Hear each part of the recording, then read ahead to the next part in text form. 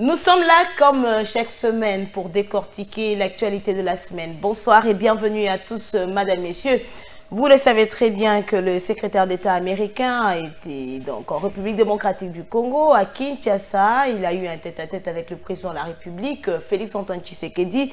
Au cœur des échanges, plusieurs questions d'actualité, notamment la question relative aux relations entre les deux pays, les RDC et les USA, mais également la question aujourd'hui qui ne manque pas dans plusieurs débats en RDC, la question sécuritaire dans la partie est de la République démocratique du Congo, l'agression du M23 avec le soutien d'un pays voisin que vous connaissez très bien, le Rwanda. Nous allons décortiquer cette actualité dans ce magazine, mais également nous reviendrons sur la situation sociale des Congolais.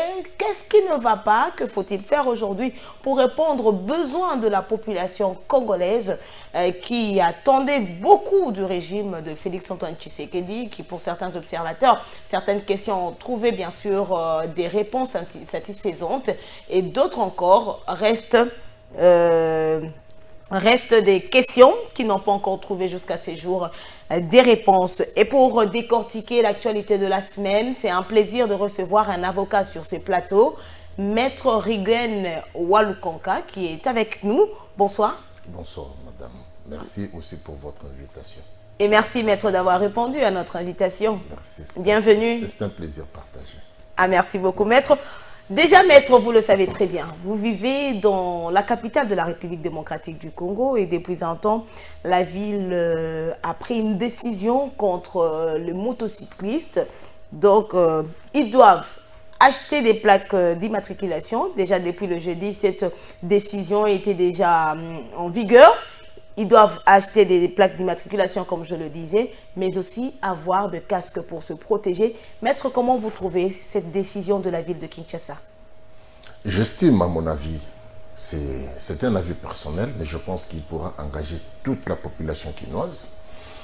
Si aujourd'hui on prenait cette décision et qu'on la soumettait à la censure des autorités ayant la santé dans leurs attributions, ils vont s'opposer. Je prends un exemple. Je commence par là. Je prends un exemple. Si on donne ça à un épidémiologue, des gens qui traitent ou qui examinent l'épidémiologie, il y a d'abord un problème de la maladie des peaux. Ah, vous pensez que les casques? Les gens transpirent. Là, vous parlez des casques? Là, je parle des casques. Okay. Mais on peut aller trop loin. Là, c'est un côté de cette décision. De l'autre côté, il y a aussi que quand on parle des plaques minéralogiques et ainsi de suite, j'estime que c'est maintenant ou jamais la République pourra rater un bon décollage. Comment ça? Alors que c'est une décision pour protéger la population, mais aussi on doit quand même identifier les motards de Kinshasa. Tout ce que je peux dire, nous avons un ministère ayant la nouvelle technologie dans ses attributions. Un ministère des pétentiques. Merci. Mais de l'autre côté, ce sont les imprimés des valeurs. Donc il y a un problème qui échappe à un bon contrôle de l'État. C'est ça que je suis en train de dire. Si nous ne décollons pas maintenant, nous n'allons plus décoller. Je prends l'exemple, la Banque centrale. C'est pour les imprimer, c'est pour émettre les imprimés des valeurs. Excusez-moi. N'est-ce pas? Ça échappe au contrôle de la Banque centrale. Ça échappe au contrôle de la banque. Ça échappe au contrôle de la Banque centrale parce que c'est la Banque centrale qui doit dire, ce sont les imprimés des valeurs. Les plaques minéralogiques, ce sont les imprimés des valeurs. Exactement. Et c'est l'argent qui entre dans la caisse de l'État. Ça peut augmenter le budget en recettes du pays. Et pourquoi ça échappe au contrôle de la Banque centrale? Là, c'est un élément. Et ça doit dépendre de qui? Du ministère des Finances. Nous pouvons aller trop loin. De la Direction générale des impôts, c'est que nous avons appelé à cet état-là la Direction générale de la contribution. Je m'excuse. Mais je voulais parler de la valeur et de la quintessence, soit les conséquences de cette décision dans la société. Les conséquences? Oui. Mais il y a plusieurs personnes qui estiment que c'est une bonne décision parce qu'on en a marre du comportement de certains conducteurs de moto à Kinshasa. Je pense que le problème n'est pas celui-là. De un, il y a un afflux. Il y a un afflux de motos dans la rue.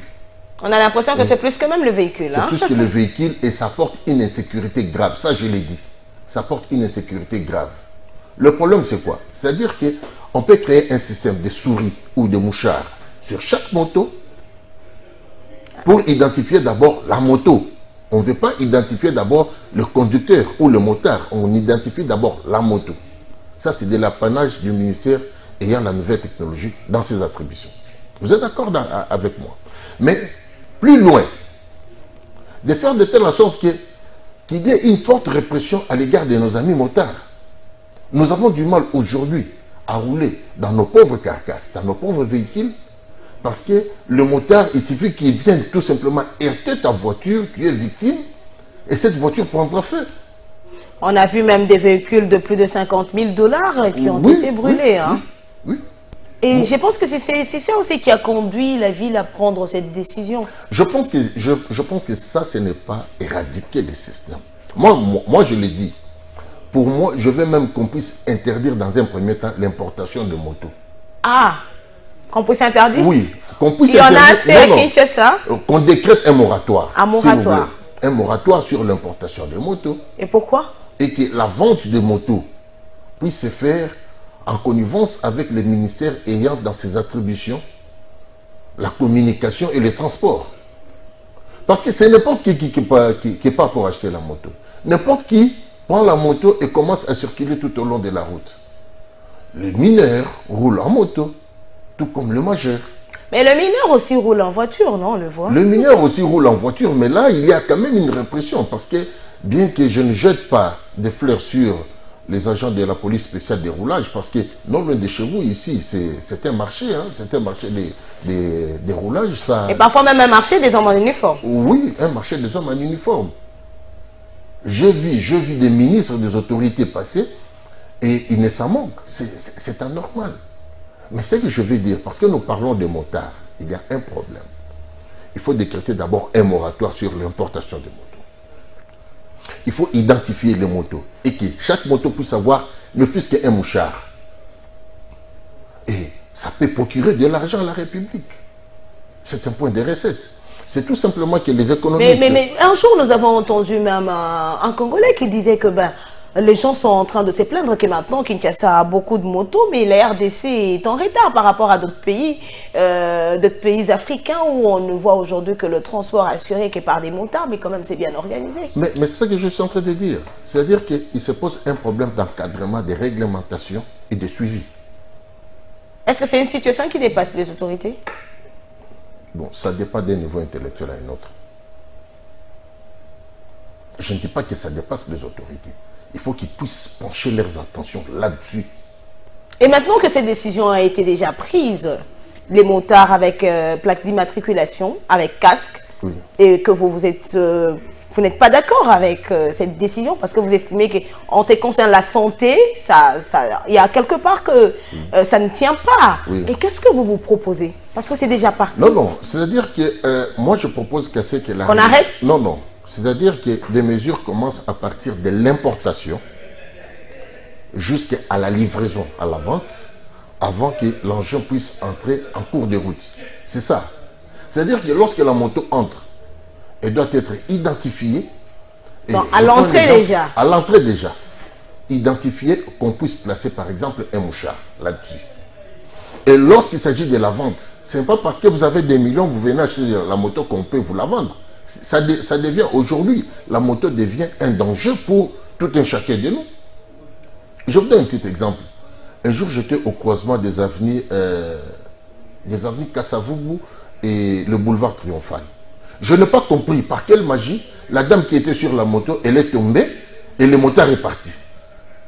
Je vous l'ai dit, la main sur le cœur. La dame est tombée, la dame est tombée et le motard est parti. Il a pris fuite. Donc c'est un problème aussi qui peut prendre la moto et qui peut rouler avec. Parce que ce n'est pas seulement un danger à l'égard des autres motards ou à l'égard des autres usagers de la route, mais c'est un danger aussi pour la population. Vous êtes d'accord avec moi? Il y a combien de scandales C'est parce que chaque jour qu'on enregistre les scandales avec les motos. Hein. Chaque jour, j'estime, moi j'estime qu'il faut qu'il y ait une bonne réglementation. N'est-ce pas? Ce n'est pas le problème de l'autorité seulement provinciale, mais c'est un problème qui concerne tous les ministères. Tous les ministères. On identifie la moto, on place des mouchards, le ministère de la nouvelle technologie s'en occupe pour que ça puisse être inséré dans un serveur, là où à tout moment on peut dénicher que la moto se trouve à tel endroit. Et lorsqu'il y a par exemple un dégât, qu'on puisse dire qu'il s'agissait de telle moto et qu'on puisse remonter la filière. On ne l'a pas encore fait avec les véhicules, vous pensez que ça va tenir? Je pense qu'avec les véhicules, il y a moins de danger pour la population qu'il est... Ah, on doit d'abord résoudre le problème des motos qui sont à la base aujourd'hui de beaucoup, notamment d'accidents. Oui. Je prends un exemple. Quand je vous dis que je ne jette pas de fleurs à la police spéciale des roulages, mais je vous dis que combien de fois les motards sont obligés de violer, ne fût-ce que le code de la route. Je peux donner un exemple. On peut arrêter plusieurs motards et faire beaucoup d'argent, pourvu que cela puisse être sérieux, qu'on puisse canaliser.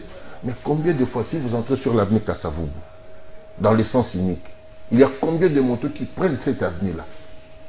Toutes les autorités, je dis bien que toutes les autorités voient cette violation du code de la route. Et ils sont conscients de cette violation. Ils sont conscients. Qu'est-ce qu'on a fait? Il suffit tout simplement que prenez votre caméra, allez vous placer sur l'avenue Kassavoubou. Lorsque vous allez sur l'avenue Bokassa, ils prennent toujours les sens uniques. Qui sont-ils? Ils sont exemptés de quoi? Et moi, ça me ronge le cœur. Ça me ronge le cœur. Et lorsqu'ils violent le code de la route, ils prennent par exemple les sens uniques, ensemble avec certaines personnes qui circulent avec des gyrophares, mais c'est déjà un danger pour la population. Mais ils sont en train de suivre l'exemple de certaines autorités qui prennent aussi le sens unique. Bon, ces autorités-là sont venues aussi de ces motards-là. Madame, Messieurs, prenons à présent le premier dossier de votre magazine Info 7.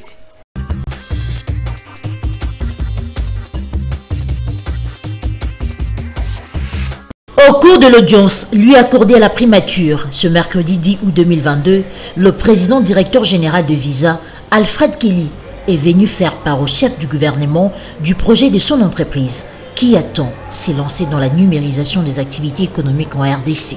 Les opportunités sont énormes au regard des discussions que nous avons par rapport à la possibilité de numériser l'activité économique.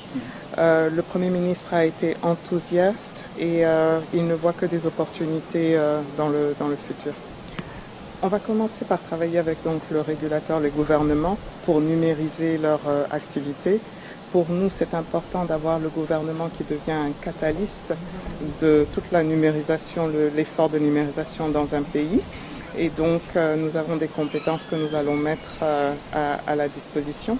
Et puis, du côté privé, il s'agit vraiment de créer un écosystème d'acheteurs et de moyennes et d'entreprises pour créer justement l'écosystème pour faciliter le paiement et digitaliser le paiement dans le pays. Ce qu'il dit, c'est que nous avons déjà commencé dans la mesure où nous avons créé notre structure avec des équipes qui sont sur place. Le bureau que nous avons ouvert est le 11e sur le continent. Et c'est une indication de notre volonté voilà, d'être présent et de contribuer à la mission de digitaliser l'écosystème. Diplômé en informatique et en sciences de l'information, Alfred Kelly a occupé des postes de direction dans plusieurs entreprises avant de rejoindre Visa, dont il est le PDG depuis le 1er décembre 2016. Signalons également que c'est un leader et un philanthrope passionné qui souhaite mettre son expertise à la disposition de la République démocratique du Congo. Professeur en économie, Godin Poy explique en quoi consiste le SDDA.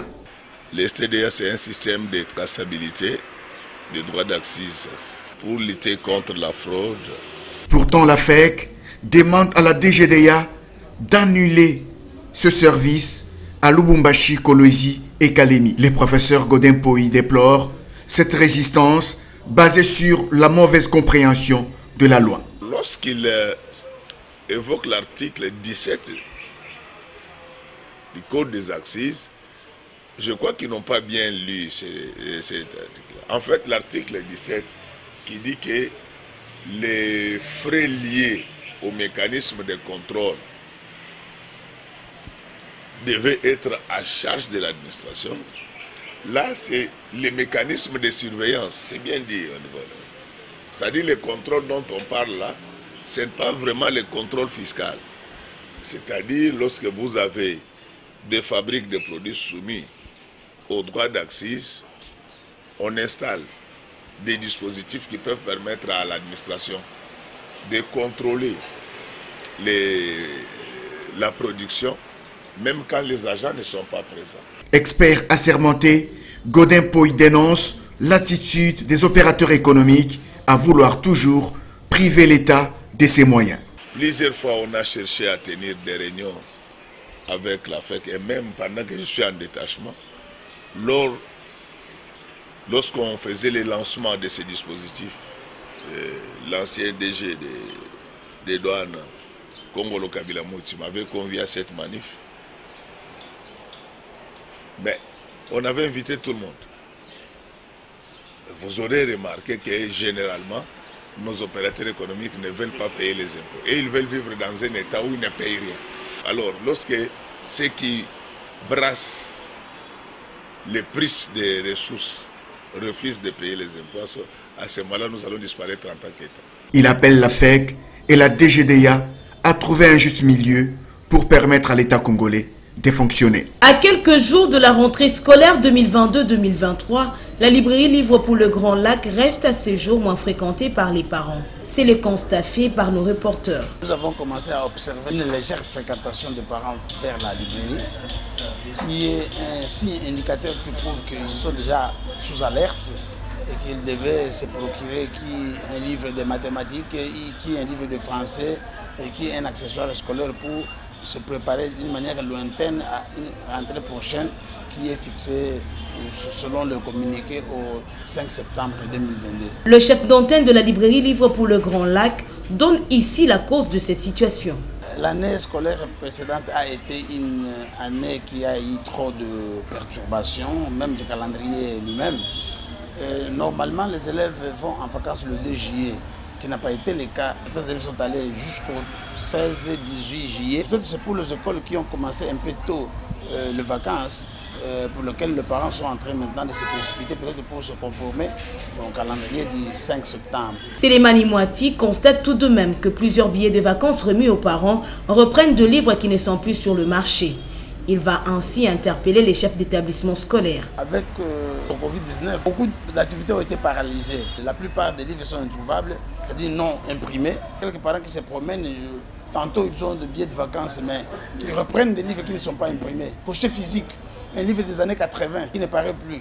Le Monde en 5 parties. Ce sont des anciens atlas des années après les indépendances. Je demande aux chefs d'établissement souvent, avant d'élaborer un billet de vacances, ils doivent passer d'abord à la librairie, s'informer si les livres qu'ils ont présentés dans le billet de vacances sont les livres qui sont sur le marché ou bien sont déjà en dehors de commercialisation.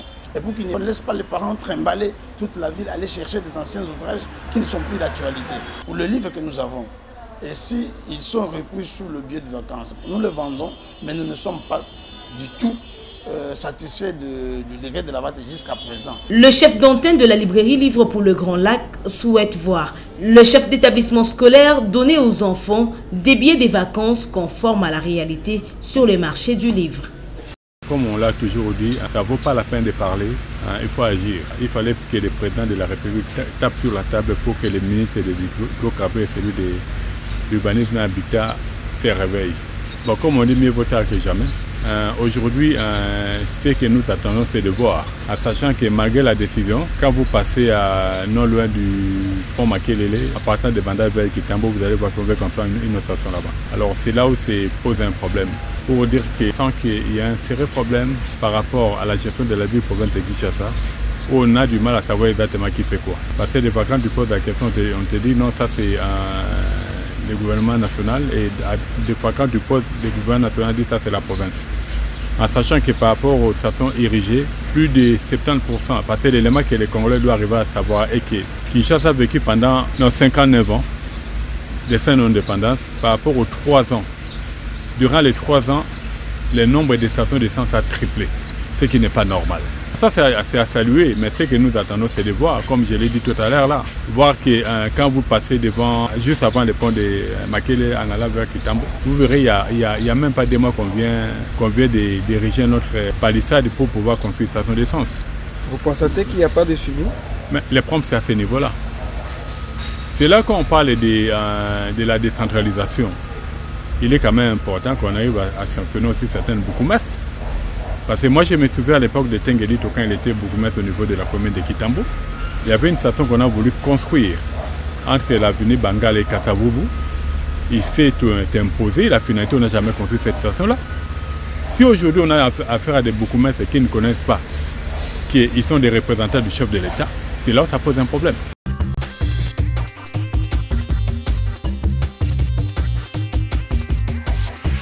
La FEC demande la suspension de la STDA à Lubumbashi et à Kasumbalesa, et le pasteur Godempoy, qui est économiste de son État, donc on n'est pas d'accord avec cette décision. Maître, quelle est votre réaction? Bon, c'est-à-dire que je ne vais pas le contredire, mais ça sonne mal. Ça sonne mal. Pourquoi suspendre cela à un coin de la République, pas dans d'autres coins? La base de tout ce que nous faisons dans ces pays, c'est la Constitution. Alors que la Constitution interdit la discrimination. Il y a l'anguille sous roche. Et surtout que là-bas, il y a des minéraux. Et surtout que là-bas, il y a des minéraux. Pourquoi on doit suspendre le système de STDA, n'est-ce pas? STDA. Oui, STDA, à Lubumbashi, à Kasumbalesa, et ça doit demeurer à Matadi. Ça doit demeurer à Kassévi. Vous pensez qu'il y a quelque chose nous devons, que la FEC est en train de cacher? Non, nous devons être sérieux. Je pense qu'il y a de cela 8, 9, 10 ans que je suis passé sur le plateau de votre télévision. J'avais dénoncé ce qui n'a jamais existé. Et c'était quoi? C'est-à-dire quoi? Aujourd'hui, je ne m'attaque pas au président de la FEC. Je ne m'attaque pas à lui. Mais il est PCA, président du conseil d'administration à la GECAMIN. Vous êtes d'accord avec moi? C'est pour l'État.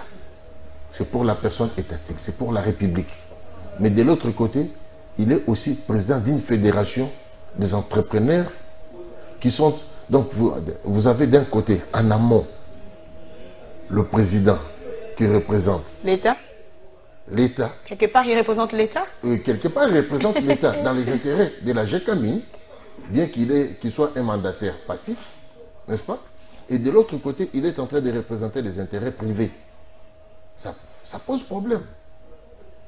Et lorsque vous avez suivi le président de l'Assemblée provinciale, Godempoy, en expliquant, s'il faut croire vraiment à ses explications, il dit que c'est à charge de l'État. Mais pourquoi ça Il a même dit quelque chose d'important là-bas. Il dit la FEC, les entreprises veulent priver à l'État congolais ses moyens. Absolument. C'est une façon de dire à l'État, fermez les yeux. Fermez les yeux, ne vous occupez pas de ceci ou de cela. N'en déplaise à ceux-là qui veulent l'entendre. Mais moi, je dis que ce n'est pas correct, ce n'est pas normal. Je suis de nature telle que lorsque ce n'est pas correct, ce n'est pas normal. Non, lorsque c'est blanc, vous dites que c'est blanc. Oui. Lorsque c'est bleu... Les gens qui on n'a pas encore réussi à vous convertir. Hein? C'est difficile. Pourquoi? Tout ce que nous aurons fait aujourd'hui, ça constitue nos béquilles pour le jour à venir. Personne va demeurer dans l'état où il est. Un jour, nous allons commencer à marcher sur canne. Et je pense que la meilleure canne que nous pouvons avoir, nous devons pouvoir la préparer aujourd'hui. Parlons un peu de l'économie de la République démocratique du Congo, le travail aujourd'hui que fait l'OCC. Maître, vous êtes avocat. Je pense que vous connaissez quand même beaucoup en rapport avec ce que fait aujourd'hui l'OCC en République démocratique du Congo. Est-ce que vous êtes d'accord avec ce que l'OCC fait? Non, je ne suis pas d'accord. Et à quel niveau vous n'êtes pas d'accord avec l'OCC? Je pense que... Alors que l'OCC est en train, généralement, on doit veiller à beaucoup de choses. Oui, Je commence par un exemple, après je vais vous dire comment est-ce que ça ne marche pas à l'OCC. Je suis d'accord. Et soyez d'accord avec moi. J'entre dans un supermarché. Moi, j'entre dans un supermarché. J'achète trois parfums de types différents. Des noms différents? Oui. Hier, dans un supermarché, 3 parfums qui dégagent le même parfum. Ah. Donc, 3 noms différents. 3 noms différents, voulais-je dire. Avec une même odeur? Avec la même odeur. Problème qualité. Je rentre, j'arrive à la maison. Je commence à vérifier sur les 3 types de parfums. C'est de l'eau qui coule. De l'eau qui coule. Sur les rayons, je vous dis, sur les rayons d'un supermarché. Et là, c'est à Kinshasa? À Kinshasa. Et l'OCC existe? L'OCC existe. C'est un problème de contrôle qualité. Mais l'OCC a comme mon travail à faire, c'est contrôler, non? La qualité des produits qui entrent en RDC. Mais c'est ça le problème, c'est quoi? L'OCC ferme les yeux. Est-ce qu'il faut que nous puissions le dire autant de fois? Soyez à ma place. Je n'ai pas la langue de bois à la matière. Je pars pour acheter par exemple un parfum X. Je ne fais pas la publicité. J'achète un parfum X parce que je sais que l'odeur que dégage ce parfum convient à ma personne.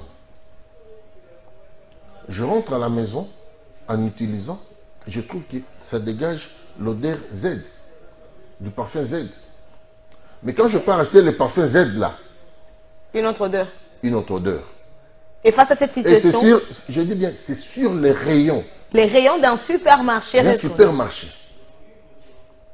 Et face à cette situation, que doivent faire les RDC? Parce que ça, ce n'est qu'un cas. Et si nous prenons maintenant les produits de première nécessité, parce qu'aujourd'hui, la plus grande, plusieurs personnes à Kinshasa préfèrent encore aller dans le supermarché et font confiance au supermarché que d'aller au marché. Moi, je le dis sincèrement, c'est du prestige inutile. Prestige inutile. Prestige inutile.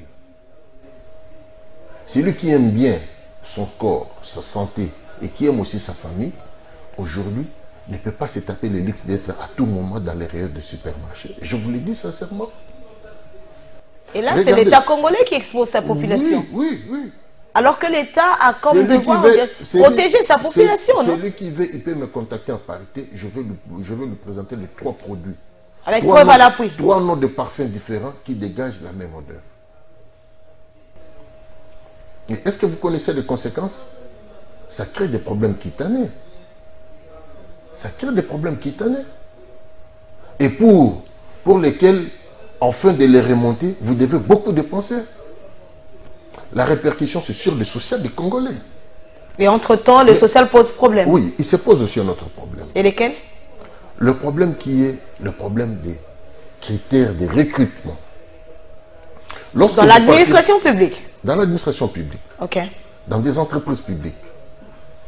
Aujourd'hui, lorsque vous parcourez la plupart des conventions collectives des sociétés, il est écrit qu'à la mort du père ou de la mère, celui-ci ou celle-là pourrait être remplacé par un membre de sa famille, sans pour autant passer par les critères auxquels ses parents avaient été soumis. Notamment faire des concours, des tests. Oui. Et lui, directement, il est coopté parce que papa n'est pas là. Oui. Mais par rapport aux compétences, est-ce que l'enfant ou la femme ou la fille a les mêmes compétences que son père pour assumer X ou Y fonction? Ça ne vient pas toujours de la même façon. Ça ne vient pas toujours de la même façon. Et ça, c'est un critère. Oui, c'est un problème. C'est un problème. C'est-à-dire que lorsque le père avait accepté d'être agent, par exemple, à l'OCC, parce que vous parlez de l'OCC, cela ne veut pas dire que l'enfant serait toujours de bon cœur pour y aller. Je peux poser la question, savoir. Vous allez comprendre par où ça ne cloche pas avec les bonnes choses, ici chez nous au Congo. Je vous donne un exemple. Allez-y. De 1990, prenons le point de départ, 90, n'est-ce pas? Jusqu'en 2023, ça fait combien? Ça fait 33 ans. Il y a combien de personnes qui sont mortes? Remplacées par les membres de leur famille. Remplacées par les membres de leur famille et qui, ceux-là, aujourd'hui, sont élevés au rang de directeurs. qui n'avaient pas la compétence requise, qui n'avaient pas la maîtrise requise. Et que voulez-vous? Vous voulez que nous arrivions à quel point? Donc aujourd'hui, la dégradation de la RDC, c'est ça aussi la base? Oui, mais écoute, la méritocratie... Parce que chaque jour, on nous dit, mais finalement, il y a des régimes qui se succèdent, mais en réalité, quand on regarde, les choses ne marchent toujours pas. Je peux vous poser la question de savoir, allez par exemple à l'OCC, pose la question de savoir à quand remonte leur dernier 5 recrutements en concours. Je parle des 5. Même chez vous aussi, hein, dans votre l'appareil judiciaire aussi, on retrouve... C'est des animaux malades de la peste. La conclusion, c'est laquelle? Tous étaient atteints, tous n'étaient pas morts. C'est ça la conclusion? C'est ça la conclusion. Madame, Messieurs, place à présent à un autre dossier de votre magazine Info 7.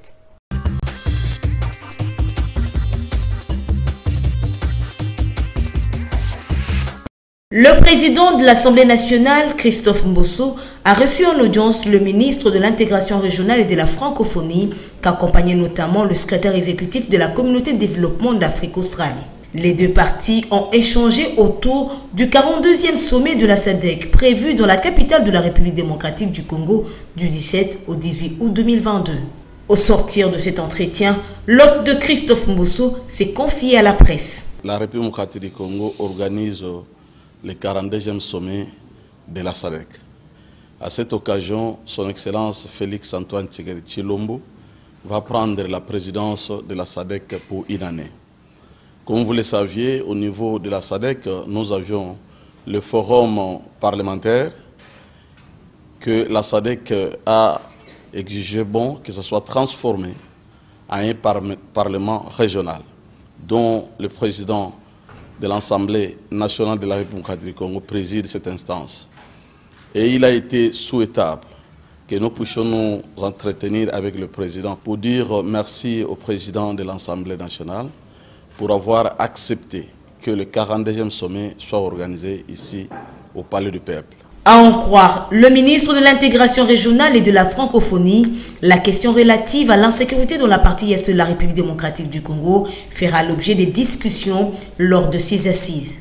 Il a été question que le président de l'Assemblée nationale puisse nous rappeler d'accélérer la procédure concernant la transformation du forum en un parlement régional. On a échangé et la question sécuritaire de la République démocratique du Congo à l'est du pays, ça n'a pas été resté en veilleuse. Le président de l'Assemblée a posé ce problème, que le sommet qui va s'organiser, on doit en parler aussi de l'insécurité qui est créée à l'est de la République démocratique du Congo par un pays voisin soutenant le M23. Pour rappel, la SADC est une organisation régionale qui compte 16 membres, dont la République démocratique du Congo. 42e sommet ordinaire de chefs d'État et de gouvernement de la SADC. Les travaux préparatifs de ce sommet proprement dit se poursuivent à Kinshasa. La RDC étant le pays organisateur de ce 42e sommet. Au cours de ce point de presse, le nouveau président du comité permanent des hauts fonctionnaires de la SADC a expliqué les débuts des travaux au niveau de son segment. Nous avons commencé en suivant la procédure de la SADC, disant que la République démocratique du Congo va assurer la présidence. Tout était appelé que cette présidence commence par le premier échelon, celui des hauts fonctionnaires. Quand on devient président, on pense au président sortant. C'est-à-dire que le président sortant, c'est Malawi. Le chef de l'État, Félix Antoine Tshisekedi, prendra officiellement la présidence de la SADC le 17 août prochain, a indiqué le chef de la délégation de la RDC au comité permanent. Les pays hôtes, les pays qui reçoivent, les pays qui organisent le sommet prennent la présidence, n'est-ce pas? La présidence qui est tournante de la SADC pendant un mandat d'une année.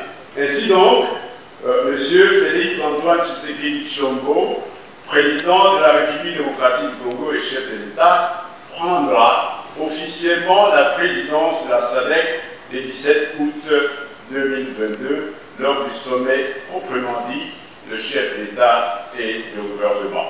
Ici, il est noté que ce 42e sommet de la SADC se tiendra sous le thème « Promouvoir l'industrialisation au moyen de l'agro-transformation, de la valorisation des minéraux et du développement des chaînes de valeur régionales en vue d'atteindre une croissance économique inclusive et durable.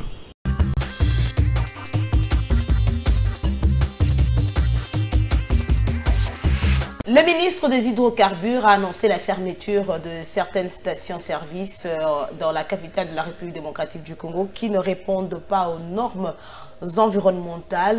Maître, mais visiblement jusqu'à ce jour, on voit qu'il y a toujours certaines stations-service qui continuent à exercer leurs activités.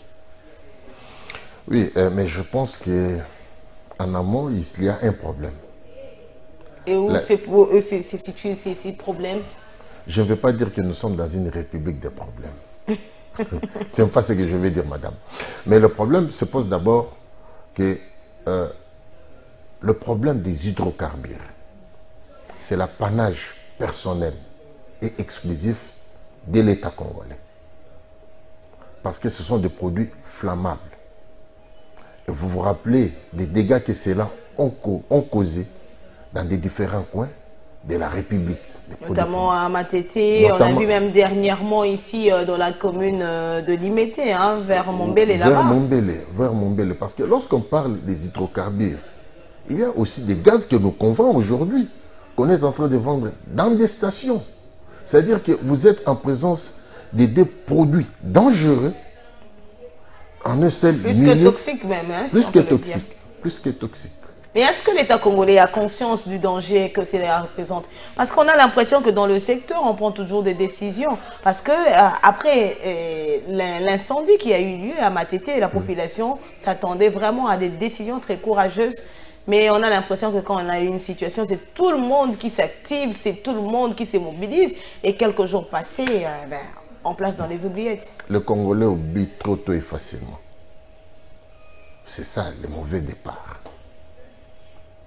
J'estime que le ministre des Hydrocarbures, il a un problème de mettre en application sa décision. Mais on peut aujourd'hui sceller des différentes stations qui sont construites ou qui ont poussé comme des mouches. Il y a même l'environnementaliste Jean Mangalibi qui a dit que les stations risquent même tripler depuis l'arrivée de Félix Tshisekedi à la tête de l'RDC. Non, je n'aimerais pas parler en termes de mandat ou de période, mais cela date dans notre ville de Kinshasa. Parce que nous parlons de Kinshasa, mais il faut descendre à Kisangani. Même à Lubumbashi aussi. Il faut descendre à Kisangani. Il faut qu'il y ait tout simplement une réglementation, de dire que après autant de mètres ou autant de kilomètres, entre telle station et telle station, on ne peut pas ériger une station. C'est un problème qui protège aussi l'environnement ainsi que la sécurité sociale. Donc c'est une décision où l'implantation d'une station doit réunir autour d'une table plusieurs ministres. Notamment urbanisme et habitat, environnement aussi. Environnement, le ministre ayant les affaires foncières dans ses attributions. Et il y a aussi le ministre des Hydrocarbures. Ça ne peut pas seulement toucher le ministère des Hydrocarbures. Il y a des autorisations de bâtir. Moi, je me rappelle, je ne me trompe pas, je me rappelle, j'ai été formé en droit administratif par les professeurs Bibombe Mwamba, d'heureuse mémoire. Il nous disait, c'était à l'époque du maréchal Mobutu, il nous disait que les stations avaient l'autorisation de voirie. Ce n'était pas de l'urbanisme et habitat, du ministère ayant l'urbanisme et habitat, ou ni même le ministère des Affaires foncières. Ils avaient les droits de voirie. Il y a un sérieux problème. C'est-à-dire que les décideurs ne peuvent pas être le seul. On peut sceller une station aujourd'hui, n'est-ce pas? Mais le produit flammable demeure. Il y a des citernes enfouies sous... Le gaz, on en trouve presque partout aujourd'hui. Hein. Oui, oui. Et les femmes se réjouissent même d'utiliser le gaz. Ils s'en réjouissent, mais ils n'ont pas été recyclés pour son utilisation. C'est encore un autre problème. Donc on devait commencer par un recyclage, une sensibilisation, avant de mettre le produit sur le marché. Absolument, absolument. Je vous donne un exemple. Finalement, on a l'impression que rien ne marche. Non, je vous donne un exemple. Le ministère des Transports et Communications Parmi ces attributions, il y a aussi le contrôle qualité. Pas seulement avec l'OCC, parce que nous venons de parler de l'OCC, mais le contrôle qualité des pièces de rechange. C'est le ministère de Transport. De Transport. Lorsque vous prenez la loi, vous la lisez minutieusement. Nos amis frères, amis nigériens, qui jonchent le long de l'avenue de la victoire, qui contrôlent la qualité de l'air, qui ne sait pas que lorsque nous allons acheter, ce sont des produits, dans la plupart des cas, ce sont des produits qui ne répondent pas à des qualités requises. Quand nous parlons du transport, on a même aujourd'hui des véhicules qui n'ont jamais de pièces de rechange. Qui n'ont jamais de pièces de rechange. Je vous donne le contraste de la société. Je connais quelqu'un qui a sa voiture, et cette voiture, la pare-brise a un capteur, a des capteurs des essuie-glaces. Mais il y a eu une pierre qui a frappé sur la pare-brise et ça fait ce qu'on appelle en termes techniques l'étoile. C'est-à-dire que la pare-brise n'est plus conforme. Mais il ne sait pas comment trouver la pare-brise ici à Kinshasa. Il est interpellé tout au long de la route par nos amis. Des roulages. Nos amis de la police nationale congolaise qui régulent aussi de temps en temps la circulation. Oui, bon, ils ne régulent pas. Ils ne régulent pas. Il faut dire les termes tels qu'ils Ils font quoi alors? Ils ne régulent pas. Ils viennent rançonner les usagers de la route. Moi j'ai mon cabinet non loin du croisement des avenues des Huileries et Mont des Arts. Qu'est-ce que je n'en vois pas? J'ai appelé à plusieurs reprises mes amis, frères, qui sont au ministère de l'Intérieur pour leur dire qu'il faut venir voir ce qui se passe ici. Donc je suis témoin chaque jour. De lundi, sur ce tronçon-là. Sur ce tronçon-là. Huileries, Mont des Arts. Je parle des Huileries, Mont des Arts. Il ne faut pas dire que nos amis du ministère, nos amis roulage, les policiers spéciaux de roulage, ce n'est pas sérieux. Nous aussi, parfois, on assiste à ces scandales-là devant Congo Web Télévision. Oui, mais pourquoi vous ne filmez pas pour montrer et dire que... On l'a toujours fait quand on a l'occasion. Et puis, ils sont souples, hein. Ils savent que s'il y a une chaîne de télévision et quand ils opèrent comme ça, non, je peux vous dire, ils opèrent. Ces derniers temps, ils opèrent entre 9h30, 10h jusqu'à 14h30, 15h. C'est non loin de mon cabinet. Ils ne respectent personne. Lorsqu'ils font ces histoires-là, lorsqu'ils rançonnent la population, lorsqu'ils rançonnent les usagers de la route, je veux parler aussi de nos amis motards qui sont aussi victimes, eux aussi, ils sont auteurs de plusieurs crimes, mais ils sont aussi victimes. Surtout pour accéder à Gombe, c'est vrai qu'on a interdit aux motards d'accéder dans la commune de la Gombe, mais ce qui inquiète, il y a ce qu'on appelle les enfants privilégiés, qui accèdent à Gombe et qui donnent de l'argent, et c'est l'argent qu'ils donnent, ça pèse sur le paisible citoyen. C'est là que vous appelez des enfants privilégiés. Moi, je sais comment les nommer. Je sais comment les nommer. Ils accèdent au chapitre. Au chapitre? Ils accèdent au chapitre parce que lorsque vous êtes au croisement des avenues Mozart, avenue de Mozart et Huileries, vous voyez, il y a des policiers qui se déguisent en tenue civile comme étant des motards et qui font obstruction à d'autres motards de ne pas passer sur cette avenue. Et parfois, ça crée même, ça cause même des accidents. Je peux vous dire, ça peut vous scandaliser. Si vous regardez le nombre de véhicules qui sont interpellés, au coin que je viens d'énumérer ou de citer, vous prenez, c'est là, le coulage des recettes qui se fait au niveau de Camp Lufungula. La République allait être riche. Je pense que le ministère de l'Intérieur, si ce sont des interpellations sérieuses, je dis sérieuses, une fois je vis des roulages interpellés, un premier président de la Cour d'appel. Quand bien même qu'il s'était présenté, ils s'en foutent. Il jouit des privilèges, des poursuites et des juridictions, donc ils ne peuvent pas l'interpeller. Ils interpellent les avocats. Ils interpellent les directeurs des entreprises publiques de l'État. Des gens qui jouissent des privilèges, des poursuites. Ils interpellent des médecins. Et lorsque vous voulez descendre, lorsque vous entrez à l'intérieur de Camp Lufungula, vous trouvez que vous êtes à l'intérieur d'une autre république. Non, là, au Camp Lufungula, c'est une autre république. C'est une autre république. N'en déplaise à celui-là qui m'écoute. Mais maître, est-ce qu'il est permis aux agents de l'ordre d'interpeller quelqu'un au-delà de 17 heures? Non, on peut interpeller.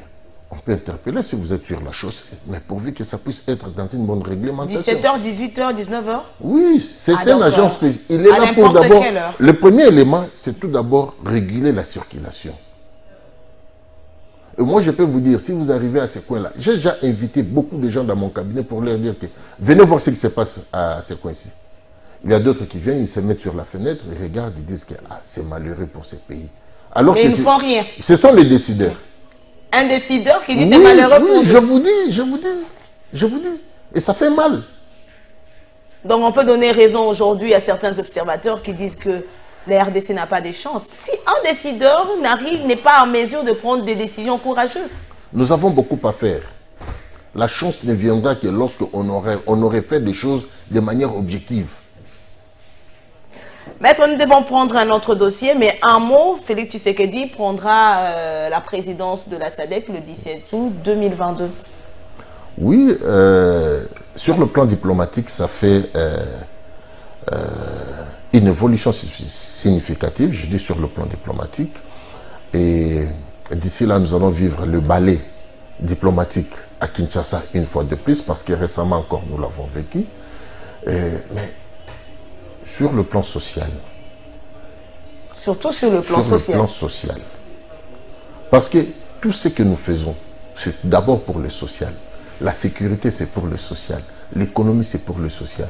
La diplomatie, c'est pour le social. Et sur le plan social, qu'est-ce que la RDC va gagner? Va gagner, c'est ça la question. Il a la chance, il a la possibilité de bien négocier et de bien aménager les chemins pour que le social puisse s'améliorer. Il est certes vrai que pour certaines langues, ils disent qu'il vient redresser les choses d'il y a de cela 18 ans. Pour certaines personnes, d'il y a de cela 32 ans. Mais moi, ce n'est pas le temps qui m'intéresse. Et qu'est-ce qui vous intéresse? Ce qui m'intéresse, comment est-ce que vous êtes en train de remonter la pente? Je suis d'accord avec lui, permettez. Je suis d'accord sur le point tel qu'aujourd'hui, hier, on avait un budget de combien? On avait un budget à peine de 2 milliards, 3 milliards, 4 milliards. Difficilement qu'on n'atteignait pas. Aujourd'hui, nous avons un budget de plus de 10 milliards. Profil bas, c'est un succès. En 3 ans et demi. En 3 ans et demi. Il a battu un record. Nous devons être d'accord. Et ça faisait mal. Mais c'est bien il y avait des champignons. Là. Permettez, madame. Il y avait des immeubles qui poussaient comme des champignons dans la ville. Aujourd'hui, on a pu arrêter cette hémorragie un tout petit peu. Ça continue. Ça continue. Et de l'autre côté, je parle de la gratuité de l'enseignement. J'ai aussi un personnel que je supporte. J'ai senti qu'il y a un changement, ça je vous l'ai dit. La gratuité. La gratuité un outil de soulagement pour certains foyers. Oui, je vous dis. Mais c'est un départ. Le départ n'a pas été facile. Je pense que l'année prochaine, l'année scolaire prochaine, les choses vont s'améliorer. Et je vois de l'autre côté qu'il y a une augmentation de l'enveloppe salariale. Des fonctionnaires de l'État. Des fonctionnaires de l'État. C'est qui touchaient 50 000, aujourd'hui sont à plus de 150 000 francs. À plus de 150 000 francs. Et j'avais suivi quelqu'un dans une chaîne, dans la chaîne nationale. C'est le social, non? C'est le social. Mais nous parlons de la SADC. Quel est l'impact? C'est ça le problème. Nous aurons la présidence de la SADC pour une année. C'est mieux de mettre à ses côtés, n'est-ce pas, des experts, des gens qui réfléchissent. Tout simplement pour dire que pendant une année, ce n'est pas seulement la RDC qui doit sentir qu'effectivement, nous avons la présidence de la SADC, mais tous les pays membres de cette communauté, n'est-ce pas, ils doivent aussi sentir réellement que la République démocratique du Congo a apporté un tonus dans sa présidence. Madame, Messieurs, prenons à présent le 3e dossier de votre magazine Info 7 et nous allons parler de l'appareil judiciaire en République démocratique du Congo.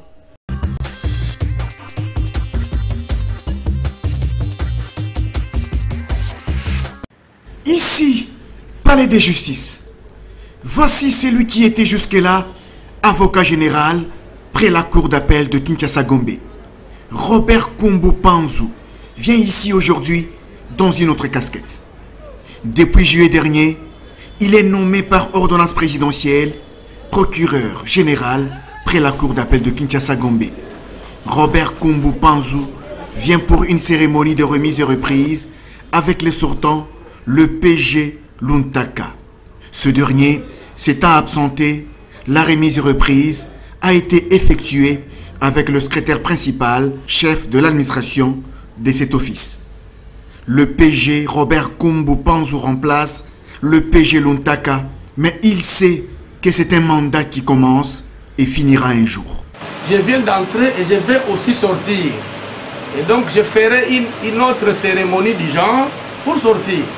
Donc c'est un exercice auquel nous devons nous habituer, à l'instar des politiciens qui nous parlent de la passation pacifique et civilisée. Robert Kumbu vient à la cour d'appel de Kinshasa-Gombe avec la détermination de faire de l'état des droits prôné par le magistrat suprême une réalité. Je tiendrai une réunion sectorielle avec les procureurs de la République, avec les collègues du parquet général, avec les inspecteurs judiciaires, avec le personnel, pour que tous les secteurs rencontrent la préoccupation du magistrat suprême qui voudrait que l'état des droits soit une réalité dans ce pays. C'est par nous, ça passe par nous. Ça passe par notre comportement. Ça passe par notre façon de traiter les dossiers. Plusieurs sources contactées par Congo Web soutiennent dans les milieux judiciaires que le choix de ce magistrat est vraiment judiciaire et contribuera au redressement du célèbre parquet général de la Gombe. Né à Tchela le 3 août 1961, Robert Kumbu Panzu est originaire du Congo central. Il a fait ses études primaires à l'école primaire Saint-Jean à la paroisse Mbata-Ntombo, celle secondaire au petit séminaire de Mbata-Nkiela avant de prendre son inscription en 1982 à la faculté des droits de l'université de Kinshasa. En 1988, il termine avec brio ses études universitaires en droit privé et judiciaire. Robert Kumbu a débuté sa carrière de magistrat en 1988, d'abord comme magistrat provisoire, puis en 1989 comme substitut du procureur de la République au parquet de grande instance de Matete. En 1991, il devient substitut du procureur général au parquet général de Matadi au Congo central. De 2003 à 2004, il est assistant juridique du ministre de la Défense, ancien combattant et réinsertion. Entre 2004 et 2005, il devient conseiller juridique du président de la commission de l'éthique et de la lutte contre la corruption. En 2005, il est administrateur gestionnaire adjoint du stade Tata Raphaël. Entre 2006 et 2010, il est conseiller politique et diplomatique du directeur général de la DGM. De 2010 à 2013, il est substitut du procureur général près le parquet général de la Gombe. En 2013, il est avocat général près la cour d'appel de Bandundu. En 2022, il est avocat général près la cour d'appel de Kinshasa-Gombe. Et au mois de juillet 2022, il est nommé par ordonnance présidentielle procureur général près la cour d'appel de Kinshasa-Gombe. À son actif, il a réalisé plusieurs formations para-académiques et a participé à plusieurs conférences. Robert Kumbu parle parfaitement le français et l'anglais. Plusieurs sources contactées par Congo Web soutiennent dans les milieux judiciaires que le choix de ce magistrat est vraiment judiciaire et contribuera au redressement du célèbre parquet général de la Gombe. La commission d'enquête et de récupération des patrimoines immobiliers, mobiliers et fonciers de l'État est à pied d'œuvre depuis avril dernier. Elle touche aussi bien au domaine public que privé. L'État congolais a ses immeubles et a ses biens immeubles du domaine public et privé. Ces biens sont spoliés d'une manière sauvage Et voilà pourquoi, dans ce cadre, le ministère public a jugé bon de confier cette mission à l'inspection générale de la territoriale pour essayer de cadrer et mettre de l'ordre à cette matière. Invité à cet échange, Gabriel Mokia n'a pas tardé de poser son problème à l'inspection générale de la territoriale. Seriez-vous capable d'exécuter les décisions? Puisque moi j'ai 3 décisions. J'ai l'IAC, j'ai le gouverneur de la Banque centrale qui occupe légalement ma maison, et j'ai, si c'est Bourdi Mouzika ici, ce sont des faussaires, comme vous avez dit, et j'entends une bonne réponse si vous serez capable de déguerpir ces occupants illégaux. Son dossier étant connu, une réponse favorable lui a été donnée.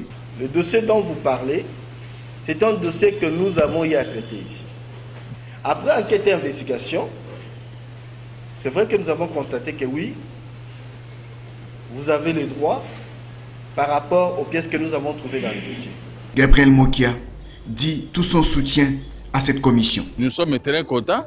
Cette commission créée doit avoir une force en associant tous les services. Ce n'est pas seulement un général qui va prendre la décision, on lui dit exécuter et il refuse d'exécuter. Alors la commission doit le dénoncer et il va avoir des problèmes avec l'État congolais. Voilà, je suis très content pour cette commission de récupération.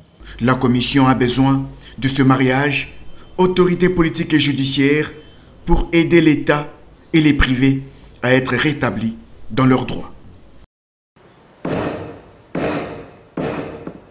Une deuxième session ordinaire de la Commission nationale des droits de l'homme qui s'ouvre conformément à l'article 31 de son règlement d'ordre intérieur.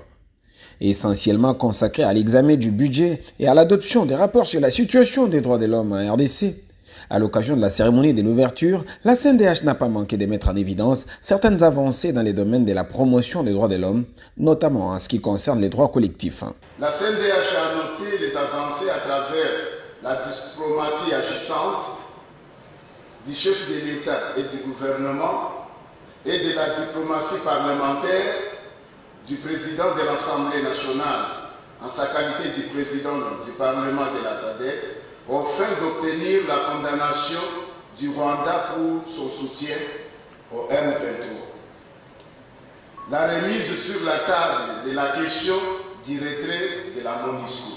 Énième agression de la RDC par le Rwanda, la CNDH, par la voix de son président Momba Mushikonke, exhorte la RDC à se référer à la décision de la Commission africaine des droits de l'homme et des peuples du 29 mai 2003 et qui avait condamné le Rwanda, l'Ouganda et le Burundi pour le fait d'agression et des violations des droits de l'homme en RDC. La CNDH RDC exhorte le gouvernement de mettre en œuvre les recommandations issues de cette décision, telles que le retrait immédiat des troupes rwandaises sur le sol congolais.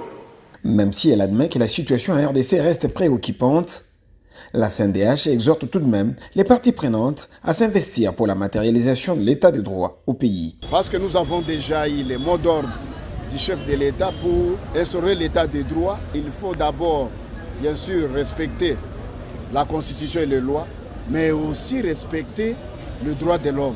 Militer pour l'instauration de la culture de respect des droits de l'homme.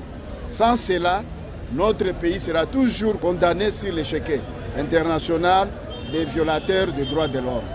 Malgré son engagement à promouvoir le droit de l'homme en RDC, la CNDH fait face aux énormes difficultés dans son exercice. Il faut que la CNDH travaille dans de bonnes conditions. La descente nécessite des véhicules. La réalisation de cette mission nécessite aussi l'amélioration des conditions de travail des membres de la CNDH et aussi un bon traitement. Une situation qui nécessite un accompagnement mieux, une attention particulière du gouvernement. Au chapitre de réalisation de la commission, on note également l'inauguration du bâtiment abritant le bureau de représentation de la CNDH à Ituri, acquis avec l'appui de la MONUSCO.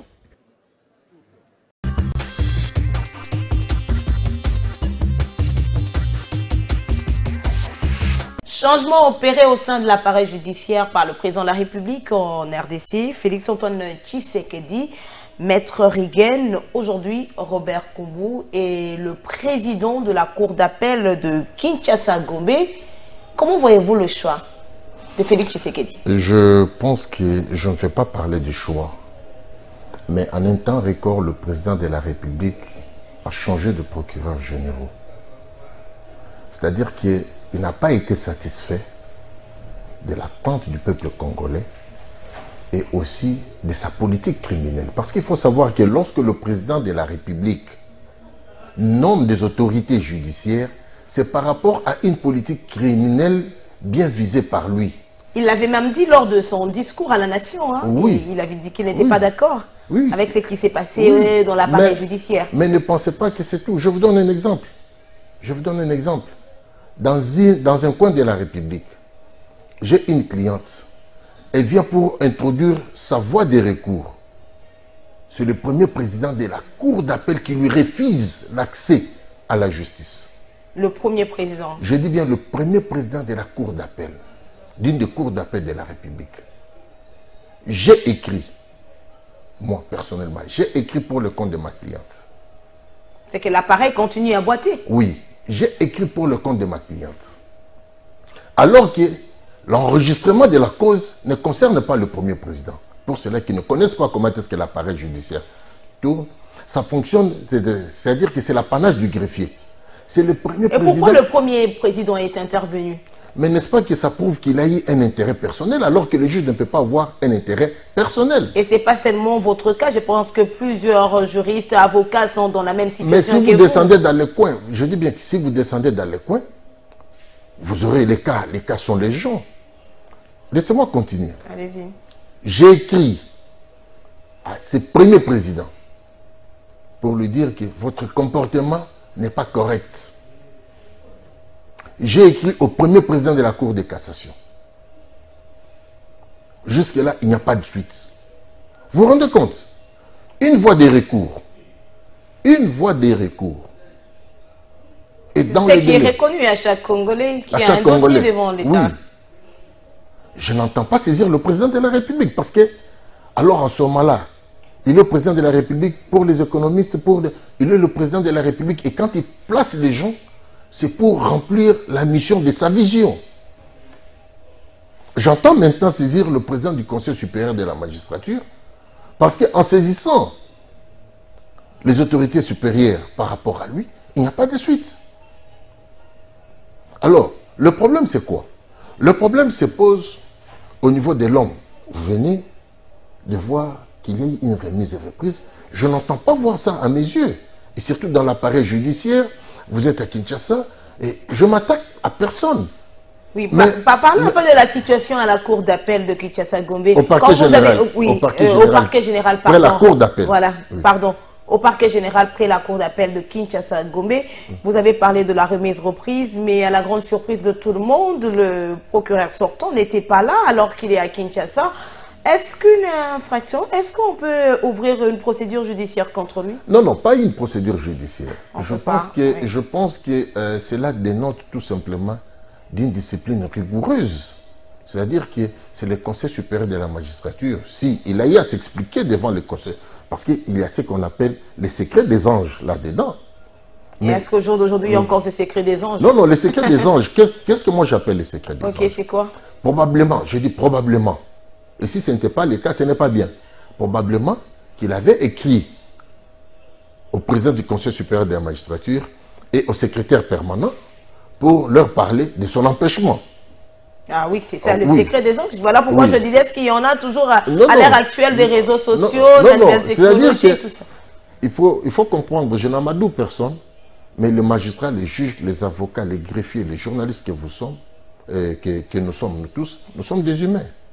Nous avons nos points faibles. Je peux me réveiller le grand matin pour dire que je serai au lieu de service, je serai à mon cabinet à 8 heures. Mais déjà, il parlait d'une erreur. C'est ce que nous avons entendu parler. C'est ce que nous avons entendu parler. Je ne pense pas que le président de la République ait commis une erreur. Et le nouveau procureur général, après la cour d'appel de Kinshasa-Gombe, pour tout avocat averti, ne peut lui souhaiter qu'un fructueux mandat. Mais même ceux qui sont passés, ses prédécesseurs, on avait souhaité toujours un fructueux mandat, mais à la fin, ils nous offrent des spectacles. Non, non, le souhait, c'est au début, Et à la fin, nous allons tirer des conclusions.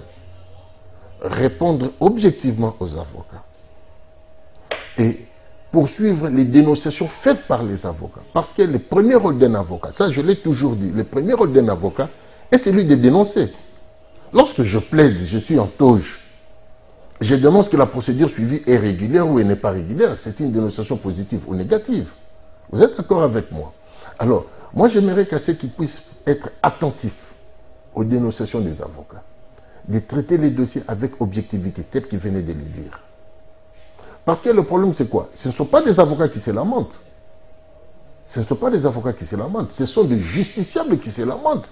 Parce que l'avocat ne traite pas les dossiers pour son propre compte. Il les traite pour le compte d'un justiciable. Je prends un exemple. J'ai toujours dit à mes amis, juges, magistrats, je leur dis ceci. J'ai dit, écoute, les avocats ne disent pas que vous êtes corrompus. Parce qu'un avocat ne prend pas l'argent de sa poche pour remettre à un juge. C'est le client. C'est les clients. Et c'est les clients qui disent, c'est les clients qui disent, ce sont des justiciables qui se lamentent à tout moment pour dire que ça ne va pas, ce ne sont pas des avocats. Les avocats souffrent dans leur âme, ils sont étouffés dans l'œuf. Donc, j'estime que l'arrivée, au départ, laissez-moi parler un tout petit peu, l'actuel procureur général, c'est comme son prédécesseur, n'est-ce pas? Ils ont œuvré à Gombe, à Kinshasa. On a rapproché l'administration judiciaire aux justiciables. Il a une mission à remplir. Oui, ils ont toujours une mission à remplir, oui. Mais c'est comment ils font pour remplir cette mission? C'est là que ça inquiète. Vous avez essayé de le dire juste lorsqu'on a commencé ce débat.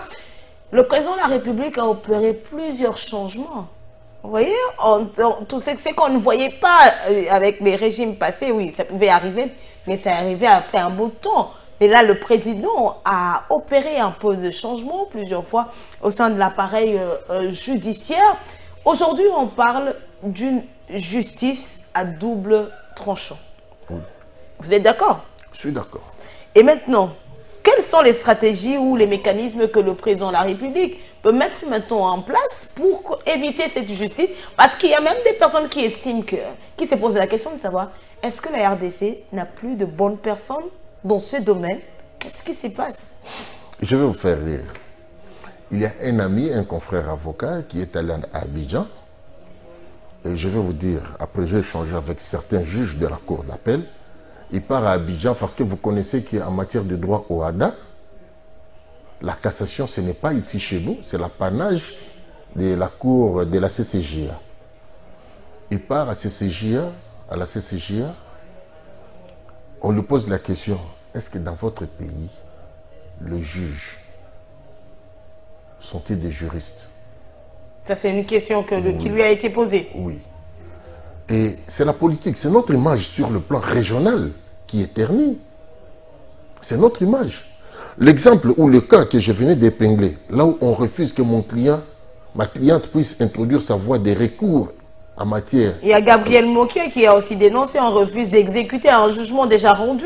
Absolument. Et si on essaye de poser la question à tous les Congolais, il y aura toujours un Congolais qui a un autre... qui a toujours un dossier en justice. Surtout les dossiers en ce qui concerne... les biens immobiliers. Les biens immobiliers. Oui, j'en viens. Dernièrement, j'ai échangé avec des amis qui sont des conseillers et présidents à la cour d'appel. Je leur ai dit, ils me disent que bon, maître, vous avez... cette possibilité-là d'entrer en contact avec. Comment se présente notre image à Abidjan? Je lui ai dit que nous sommes le pays le mal coté. Je pense que le président de la République, parce qu'Abidjan échappe un peu dans les carcans de la République, où le président du Conseil supérieur de la magistrature, où le Parlement peut voter cela en termes de loi, que lorsqu'il y a une décision, n'est-ce pas, qui est déféré en cassation devant une juridiction internationale ou régionale comme la CCJA, et que le pouvoir l'a abouti, les juges doivent être interpellés et sanctionnés. Parce qu'il s'agit de notre image de marque. Maître, parlons également de l'arrestation de Jean-Marc Kamouna Kabout, qui était arrêté et aujourd'hui il est placé en résidence surveillée. Et là encore, c'est la justice. C'est la justice. Qu'est-ce qui s'est passé dans ce dossier?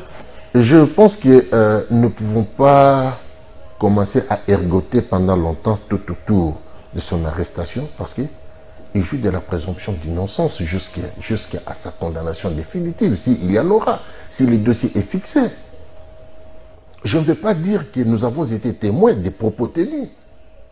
Et c'est l'occasion. Mais c'est quoi la procédure, en fait? La procédure, on l'arrête, on l'envoie à Makala directement et après on les place en résidence surveillée. Aujourd'hui, on parle de violation au sein de l'opinion congolaise. Maître, dites-nous, qu'est-ce qui s'est passé? Parce que la population qui est en train de vous suivre maintenant vous fait confiance. Oui. Que vous êtes en train de donner des bonnes informations. Absolument. Qu'est-ce qui s'est passé dans ces domaines? Des règlements de compte qui ont influencé la justice? Non. Je voulais dire ceci. Effectivement, vous avez posé une question qui faisait la suite logique de mon raisonnement. C'est-à-dire que lorsque nous sommes au plateau de la télé, où nous sommes en présence de certaines personnes, n'est-ce pas? Je donne un exemple. Est-ce que vous connaissez ce qu'on appelle des imputations dommageables? Oui. Des imputations dommageables. Parce que je n'ai pas le droit de vous poser la question. Je m'interroge sur votre plateau. C'est le fait d'avoir imputé des faits précis, vrai ou faux, à l'égard de quelqu'un. Je dis bien vrai ou faux, à l'égard de faux, qu'il expose au mépris public. Excusez-moi, si j'ai l'habitude de consommer chaque jour les cacahuètes dans mon cabinet, chaque jour je consomme les cacahuètes, c'est un fait qui est vrai. Donc, vrai ou faux, il y a imputation dommageable. Oui, non, qui expose la personne. Qui expose, lorsque la personne est exposée. Au mépris public. Comme ce que nous voyons avec les politiques congolais. Oui. Qui disent des choses parfois vraies ou fausses, mais qui exposent un tel ou tel autre politicien. Je me souviens, c'était le général, le professeur général Likulia Bolongo, qui nous a aussi donné le cours. Il a écrit sur le droit pénal spécial. Et je me souviens qu'il nous tirait les oreilles. Il nécessait de dire qu'il faut faire attention avec ce que vous dites lorsque vous citez le nom de la personne. Je prends un exemple. Non, ce monsieur-là, il a toujours l'habitude de faire le plein dans sa voiture. Il a toujours l'habitude de faire le plein dans sa voiture. Et vous l'exposez? Oui, mais lorsqu'il veut conclure un marché, ces gens-là disent que non, c'est quelqu'un qui est hautain. On nous a appris qu'il fait le plein dans sa voiture. Vous l'avez exposé au mépris public. Ce sont des faits qui sont vrais, mais la finalité, c'est quoi? Vous l'avez exposé au mépris public. Et les gens ne s'en rendent pas compte. Maître, ce n'est pas par manque d'informations que les Congolais disent parfois certaines choses. N'est-il pas aujourd'hui nécessaire que le cours de droit soit donné dès le premier pas scolaire, comme c'est le cas sur d'autres sûrs? Comme ça, la population congolaise ou chaque Congolais saura et aura conscience de chaque acte que nous posons, de chaque parole qui sort. Non, le cours de droit, ça sera trop vaste. Nous, quand nous étions tout petits, il y avait le cours d'éducation politique et éducation civique. Mais vous l'aviez eu à quel âge? Non, je te dis à partir de la 3e année primaire. En RDC? En RDC. Ok. Le cours d'éducation civique et politique. Oui, éducation civique, oui. Oui, c'était jusqu'en 2e CO. Et moi, j'ai fait les humanités commerciales. Et à partir de la 4e commerciale... Mais les notions de droit, Oui, ce sont les notions de droit, ce sont les notions du civisme, ce sont les notions du savoir-vivre. C'est un cours, ce sont des cours qu'on a rayés sur le plan scolaire et qui doivent être réintégrés. Moi, je savais... Voilà pourquoi des réformes s'imposent. Oui, et moi, je savais très bien que je ne pouvais pas passer sous le drapeau sans pour autant m'incliner. C'était un problème pour moi. Je ne savais pas que si une autorité passe, je dois pouvoir m'arrêter. Je l'ai su à l'école. Et je dis bien que j'étais... D'ailleurs, je fais le mouvement scout. J'étais louveteau. Je l'ai appris d'abord. J'ai commencé à apprendre la bienfaisance et la bienséance à partir du mouvement. Mon père m'a infligé d'être louveteau. J'étais qu'en première année primaire. Merci beaucoup, maître. Madame, messieurs, parlons à présent sécurité dans la partie est de la République démocratique du Congo dans ce dossier.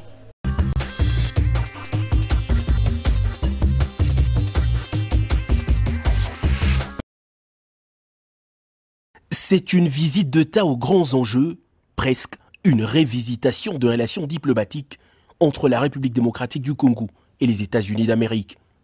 Anthony Blinken, accueilli à l'aéroport international de Njili ce mardi par le vice-premier ministre, ministre des Affaires étrangères, a de suite été conduit au nouveau palais présidentiel de Mongalema pour un entretien en bilatéral avec le président de la République, Félix Antoine Tshisekedi. Le secrétaire d'État américain a, face au président congolais, affiché clairement la volonté de Washington de raffermir davantage la coopération avec Kinshasa dans le domaine de la défense et de la sécurité, de l'économie et des finances, de l'exploitation des ressources naturelles, de l'environnement et des mines. Le chef de l'État congolais et son hôte ont salué les efforts partagés pour la paix, les élections et l'amélioration du climat des investissements à RDC pendant leur discussion. Des précisions données par l'homme d'État américain au cours d'un point de presse animé conjointement en fin de journée avec le vice-premier ministre congolais Christophe Lutundula. Concernant l'épineuse question de l'agression rwandaise certifiée par les experts des Nations Unies dans un rapport, les États-Unis ne ferment pas l'œil, a répondu Blinken à une question lui posée. Par rapport à l'Est de la RDC, évidemment, nous partageons ces préoccupations. C'est vrai, il y a des personnes à travers la région. Nous partageons les préoccupations. Nous voulons que cette violence qui sévit à l'Est du pays puisse prendre fin. Nous respectons la souveraineté de la RDC ainsi que son intégrité territoriale. Une position claire que Blinken promet de capitaliser dans ses discussions avec les autorités de Kigali après son séjour de Kinshasa. Respectueux de la souveraineté des États, les États-Unis, par son secrétaire d'État, rassurent de sa volonté de ne pas entretenir une relation unilatérale, mais de travailler aux côtés de la République démocratique du Congo pour renforcer sa démocratie. À l'issue de son échange avec le président rwandais, le secrétaire d'État américain a confirmé qu'il existe des rapports crédibles qui attestent des soutiens aux groupes armés par toutes les parties prenantes, y compris les FDLR par les forces congolaises et le M23 par les forces rwandaises. Anthony Blinken a également insisté sur le respect de l'intégrité territoriale de la RDC. Le Rwanda continue de soutenir le groupe rebelle M23 et possède ses propres forces en RDC. Tout soutien de groupes armés dans l'est de la RDC met en danger les communautés locales et la stabilité de la région. Et chaque pays de la région doit respecter l'intégralité territoriale des autres. Les États-Unis ont le même message pour tous les pays de la région. Notons que Kigali continue à démentir de soutenir le M23, le secrétaire d'État américain a par ailleurs indiqué que le principe de base est qu'il ne devrait pas y avoir des soutiens venant des gouvernements et des forces armées aux groupes armés comme le M23 et le FDLR, signalant aussi que le Rwanda constitue la troisième et la dernière étape de la tournée africaine du secrétaire d'État américain après l'Afrique du Sud et la RDC. La situation est tendue à Butembo depuis le début de la semaine. Les mercredis derniers, 2 policiers avaient été tués dans une attaque de la prison de Butembo par des membres du groupe Force démocratique alliée. Ce matin, 5 policiers ont été tués et 3 véhicules incendiés lors de ces affrontements entre Fumu et Kangote.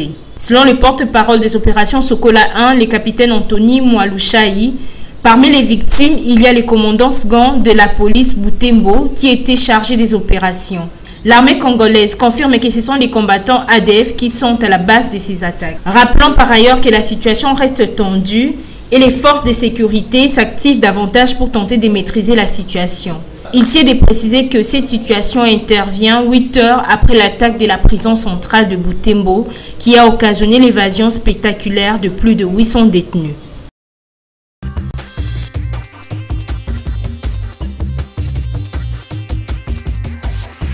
Maître Rigen, que doit-on aujourd'hui retenir du passage du secrétaire d'État américain, notamment en République démocratique du Congo et au Rwanda?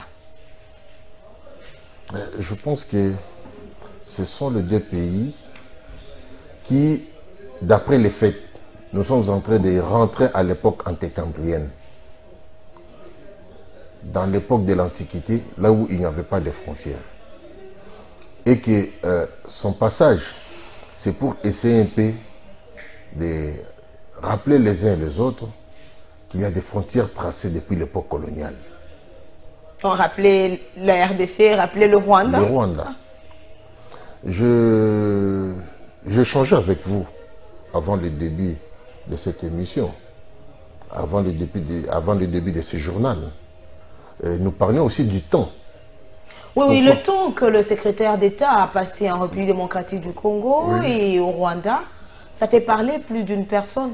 Non, non, sur le plan diplomatique, ça ressort clairement que le feu, le problème provient du Rwanda. Et qu'est-ce qu'il faut faire? Il faut crier à l'oreille de celui-là qui quitte chez lui pour entrer chez son voisin. Avec l'arrestation... Voilà pourquoi il a pris trop de temps là-bas? Oui.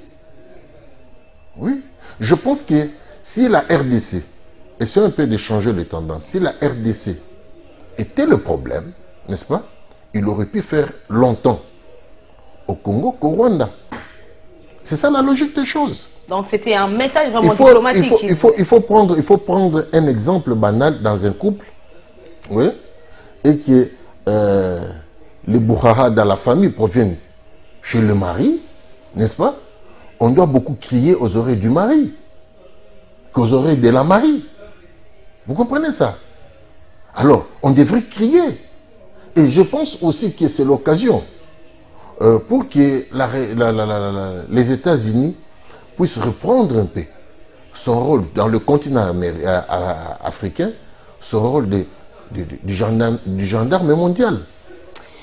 Maître Rigen, le président rwandais s'est entretenu avec le patron de la diplomatie américaine. Oui. Il a dit à Blinken que la situation d'insécurité en RDC est provoquée par les FDLR en collaboration, donc ils coopèrent avec l'armée rwandaise, avec l'armée congolaise, pardon. Comment est-ce que vous trouvez ces propos? Déjà, il parle d'une coopération. Oui. FDLR et l'armée de la RDC. Non, non. Le problème, c'est quoi? C'est-à-dire qu'on est mieux que chez soi. J'aimerais prendre, je ne me rappelle plus du nom du président, mais il y a un président africain, il est toujours président, qui avait déclaré ceci. Lorsque la mère ne veut pas donner les mamelles à ses enfants se rebellent contre lui. C'est ça qu'il faut comprendre. Ah bon? Mais oui, je vous dis. C'est ça votre interprétation? Ce n'est pas mon interprétation. Je dis que je suis en train de paraphraser un président africain. Ok. En fonction. Mais il faut aller trop loin. Il faut aller trop loin. Le problème réside au niveau, sur le plan interne du Rwanda. Moi, je suis né à Bukavu. Vous connaissez bien les sillages de l'Est, parce que Bukavu, déjà, c'est non loin de la frontière. C'est non loin de la frontière. Et lorsque vous lisez, par exemple, Ainsi sont les glas, écrit par le vieux Honoré Ngbanda Zamboko Atumba. Déjà, à une certaine période, cette zone-là devrait devenir une zone rouge. Mais on ne peut pas étouffer le problème. Lorsqu'il dit que l'armée congolaise est en train de avec les FDLR, il n'apporte pas, il n'allègue pas la preuve de ce qu'il avance. Lorsqu'ils sont entrés, allons dans l'hypothèse de son raisonnement. C'est un chef de l'État à qui je dois beaucoup de respect. Je dis bien à qui je dois beaucoup de respect en tant que chef de l'État. Parce que pour être chef de l'État, cela n'est pas donné à n'importe qui. Nous avons vu des grandes personnes... Il a la confiance de tout un pays. Oui, de tout un pays. Je lui dois du respect. Mais il y a un problème. C'est dont il dit, peut-il apporter la preuve? Est-ce que cela justifie la présence de militaires rwandais en République démocratique du Congo? Qui ont été même retournés officiellement pour prouver à la face du monde que c'est le Rwanda qui agresse l'Est. Oui. On a eu à arrêter combien de militaires? Enfin, non, on a eu à arrêter combien de militaires congolais au Rwanda? On a eu à arrêter combien des FDLR au Rwanda? Aucun. Et je ne pense pas.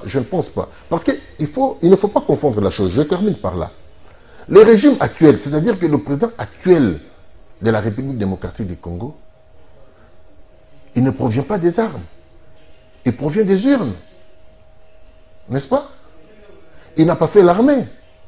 Il n'a pas été militaire. C'est-à-dire que lorsque je vous évoque cet élément, c'est pour vous prouver à suffisance, n'est-ce pas, qu'il n'a rien avec les rebelles. Les rebelles. Il n'a rien à voir avec les armes. Il n'a rien à voir. Il veut des voies diplomatiques. Rien. C'est-à-dire que, comment... Parce que, je m'excuse, c'est que les gens ne veulent pas comprendre. Comment, du coup, la relation s'est détériorée avec le Rwanda. Donc, il avait bien fait d'instaurer l'état de siège. Mais l'état de siège, ce n'était pas pour le Rwanda, c'était pour la République démocratique du Congo. Parce qu'on a vu certains élus du coin et certains politiques qui n'étaient pas d'accord avec Félix Tshisekedi. Comment ils ne pouvaient pas être d'accord? Notamment Martin Fayulu, au début, il n'était pas d'accord. Pardon, notamment? Martin Fayulu, au début, il n'était pas d'accord avec l'état de siège. Bon, lorsque Martin Fayulu, le vieux Martin Fayulu, émettait son point de vue, il émettait en tant que qui? C'est ça le problème. Il émettait en tant que qui? Parce que quelque part, j'ai entendu, il dit qu'il est le président élu. N'est-ce pas? Si c'est le président élu, qu'il aille rencontrer le président Kagame, qu'il aille rencontrer le président Museveni, en tant que président élu, qu'il aille aux tribunes des Nations Unies. Tu sais, ce qui nous tire, ce qui nous veulent plus, ce qui est en train de niveler notre pays trop bas, ce sont des considérations personnelles qui ne sont pas des considérations communautaires. Moi, je vous dis que à Ituri, faites des statistiques. Avant l'état de siège et aujourd'hui, il y a combien de tueries? Ce que nous voulons, c'est le concret, c'est les résultats. Laissons Ituri, à l'est de la RDC. Bien sûr que oui, ça bouillonne. Est-ce que ça bouillonne comme ce fut auparavant? Mais non. Mais aujourd'hui, maître, parce que pratiquement on est en train de tendre à la fin de ce rendez-vous, maître Paul Kagame aujourd'hui, il veut rencontrer Félix-Antoine Tshisekedi. Est-ce qu'une illusion ou une demande capable de ramener la paix dans l'est de la République démocratique du Congo? Non, moi je dis que il est prêt à rencontrer Tshisekedi. Non, ce n'est pas une illusion. Ça, c'est le premier élément. Le deuxième élément, actuellement... Une diversion alors? Pas même une diversion. Écoute, actuellement, le président de la République démocratique du Congo, il est précédent, n'est-ce pas, au président Paul Kagame de la République du Rwanda. C'est-à-dire que s'il veut rencontrer, je ne vois pas un chef de l'État qui refuse de rencontrer un autre président, son homologue, chez lui. Parce qu'il sollicite. Il ne peut que venir. Et moi, je le dis sincèrement, ne pensez pas qu'instaurer le dialogue des armes peut résoudre le problème.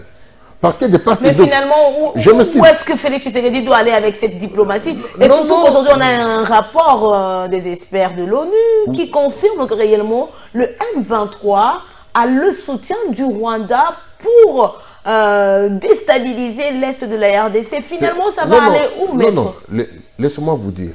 Est-ce que vous pensez que les armes peuvent résoudre le problème? Même en Ukraine, même le conflit ou la crise qui règne en Ukraine, ça ne sera pas résolu par voie des armes.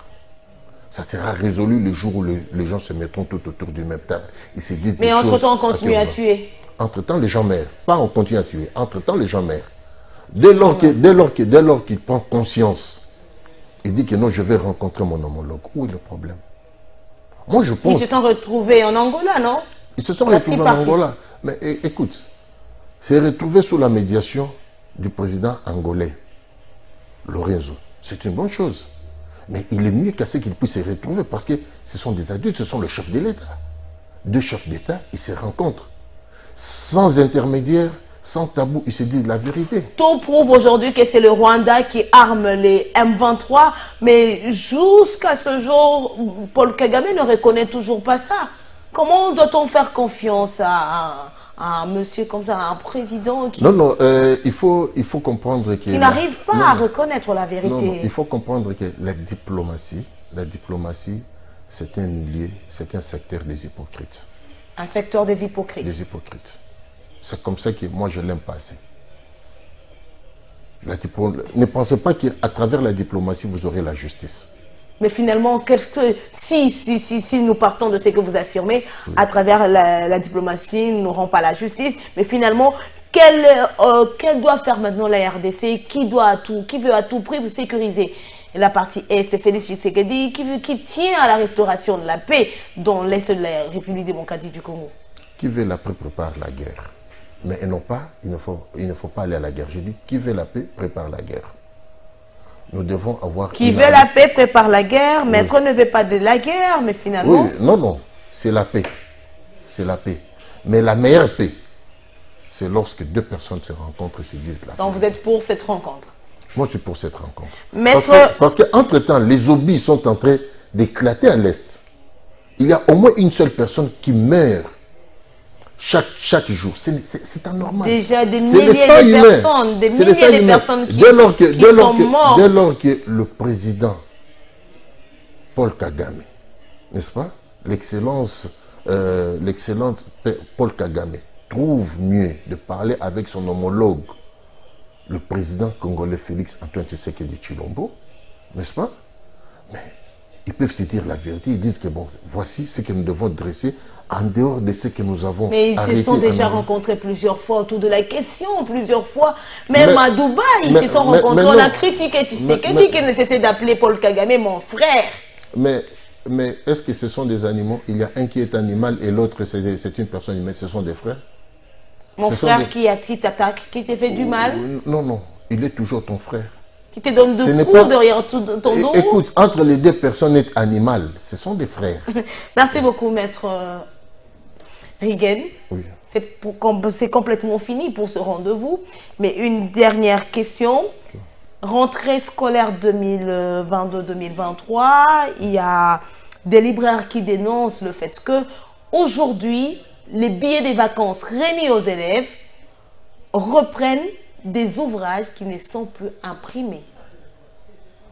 Je réponds à ceci. C'est de la faiblesse du ministère ayant l'enseignement primaire et secondaire dans ses attributions. Comment on peut émettre les billets des vacances? Parce qu'il faut savoir, il faut coller l'enseignement primaire et secondaire, la formation de nos enfants, il faut coller cet état de choses avec ce que j'avais dit de la sécurité nationale. C'est une bombe à retardement demain. Lorsqu'on est en train de mettre des billets de vacances, et que fait le ministère de l'enseignement primaire et secondaire? Il n'y a pas de sanctions. Je termine à ceci, je sais que nous sommes à la fin. Je dois pouvoir vous dire qu'à l'école où étudient mes enfants, on émet des billets de vacances, je pars chez les libraires, je ne trouve pas des ouvrages, je rentre à l'école, je trouve ces ouvrages. Des ouvrages à l'école. À l'école. Mais c'est anormal. Et qui peut nous écouter? Nous, les parents. Qui peut nous écouter? C'est seulement ces ministères-là. Mais lorsque le ministère s'était...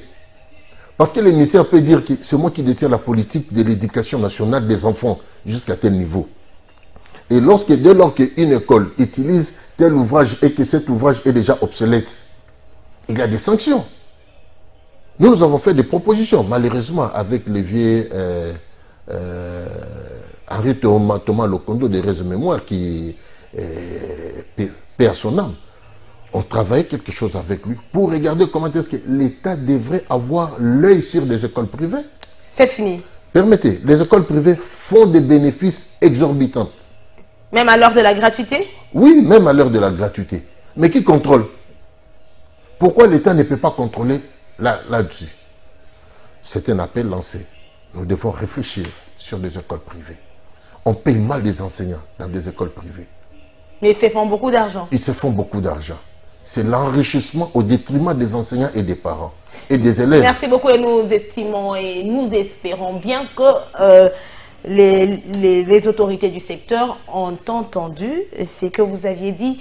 Maître Rigen Walukonka, c'est complètement fini. Merci d'avoir répondu une fois de plus à notre invitation. C'est un plaisir partagé, merci. Madame, Messieurs, voilà ce qui met fin à ce rendez-vous de la semaine. Notre invité, Maître Rigen Walukonka, est un avocat. Et merci à vous de nous continuer toujours à nous faire confiance. Et surtout, merci pour l'attention accordée à ce numéro de ce jour. Nous ne cesserons de le dire. Info 7, un magazine de Congo Web Télévision. Info 7, votre magazine. Info 7, notre magazine. Merci de rester fidèles sur la chaîne haute définition Congo Web Télévision. Au revoir.